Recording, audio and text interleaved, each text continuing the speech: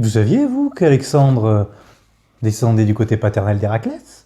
Et du côté maternel, il était apparenté aux Éacides, jusqu'à Achille.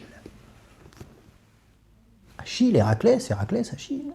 On dit que Philippe, son père, bien que tout jeune encore, avait été initié au mystère de Samothrace par Olympias, qui n'était guère non plus, elle aussi, qu'une enfant, et orpheline de père et de mère, qui en tomba amoureux et arrangea leur mariage. Or, la nuit qui précéda celle où ils furent enfermés dans la chambre nuptiale, la fiancée rêva que le tonnerre éclatait et que la foudre venait la frapper au ventre. À ce coup, lui sembla-t-il, un grand feu s'allumait, avant de se briser en plusieurs traits de flamme et de se dissiper.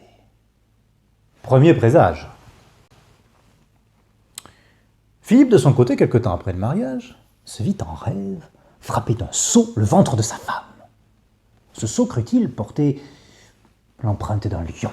Ce présage suscita l'inquiétude de ces devins qui invitèrent Philippe à surveiller d'un peu plus près sa femme.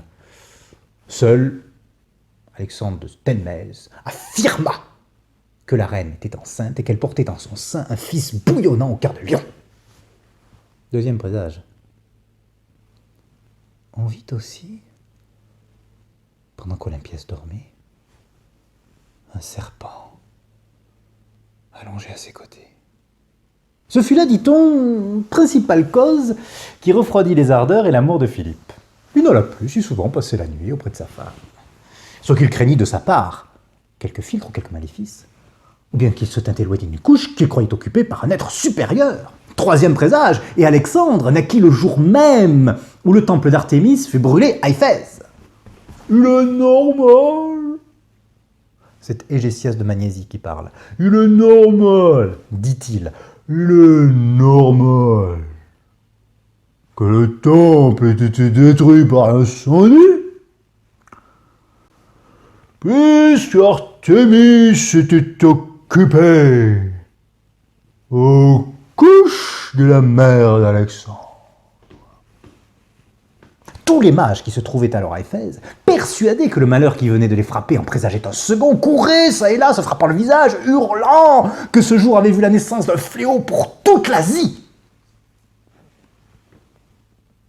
Philippe reçut ce jour-là 3 heureuses nouvelles. La première, que les Illyriens avaient été vaincus par Parménion dans une grande bataille.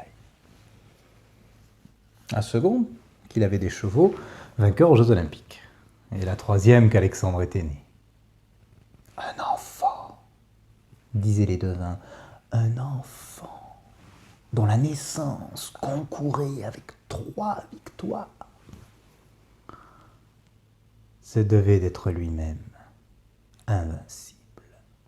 Merci d'avoir regardé le premier épisode de cette vie d'Alexandre, une vie d'Alexandre écrite par Plutarque. Plutarque est un lettré qui vit principalement sous la dynastie des Flaviens, sous l'Empire romain, et il est grec. Comme tous les grands lettrés du temps, il maîtrise à la fois le grec et le latin, et il aura fait beaucoup de voyages pour se documenter, pour rédiger ses fameuses biographies. Il parle tout de même d'événements qui se seraient passés quasiment 4 à 5 siècles avant sa vie. C'est comme si je vous racontais à peu près la biographie de Louis XIV. Donc il s'est énormément documenté sur des textes, sur des documents qu'il a lui-même collectés. Le propos et l'intérêt de l'œuvre de Plutarque, c'est assez original, c'est qu'il met derrière ses biographies une valeur morale. Pourquoi ? Parce qu'il va prendre des héros grecs et des héros romains et mettre leurs biographies côte à côte. On parle de vie parallèle. C'est comme ça que les travaux de Plutarque nous sont arrivés, une quintessence de quelques-unes de ces vies parallèles, la vie d'Alexandre le Grand est mise au regard d'un autre grand conquérant, Jules César.